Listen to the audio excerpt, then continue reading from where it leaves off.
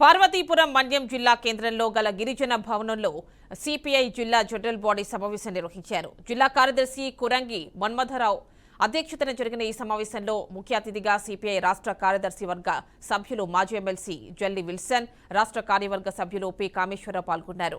ఈ సందర్భంగా జల్లి విల్సన్ ఇటీవల జరిగిన సాధారణ ఎన్నికల్లో పార్టీ తరపున జరిగిన కార్యాచరణ ఏ విధంగా జరిగిందో అన్న దానిపై సమావేశంలో మాట్లాడారు. ప్రజలకు సిపిఐ పార్టీలకు మధ్య అనుసంధానం ఈ మధ్య కాలంలో తగ్గిపోయిందని ఆయన అన్నారు. దీనికి కారణం వైసీపీ ప్రభుత్వంలో వాలంటీర్ వ్యవస్థ అని అన్నారు. ఇవాళ చంద్రబాబు నాయుడును నితీష్ కుమార్ బీహారు వీళ్ళిద్దరే ఆయన్ని నిలబెడతా ఉన్నారు.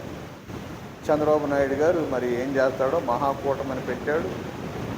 బీజేపీ జనసేన ముగ్గురు కలిసి పెట్టుకొని జగన్మోహన్ రెడ్డి చేసినటువంటి తిక్కవేష్టాల వల్ల బ్రహ్మాండంగా వాళ్ళు అధికారంలోకి వచ్చారు. ఎప్పుడూ లేదు ఆంధ్రప్రదేశ్లో అంత ప్రతిపక్ష పార్టీకి అంత తక్కువ స్థానాలు, అధికార ఫ్రంట్కి అంత ఎక్కువ స్థానాలు వచ్చినటువంటి చరిత్ర ఈ సంవత్సరమే జరిగింది. అలానే ఇవన్నీ రాష్ట్రాల్లో సరైనటువంటి పరిపాలన, ఒక సమదృష్టితోటి పరిపాలన చేయలేనటువంటి మోడీకి వ్యతిరేకంగా గత పార్లమెంట్ ఎన్నికల్లో ప్రతిపక్ష పార్టీలన్నీ కలిసి కాంగ్రెస్ నాయకత్వంలో ఇండియా కూటమి అనేది ఏర్పాటు చేశారు.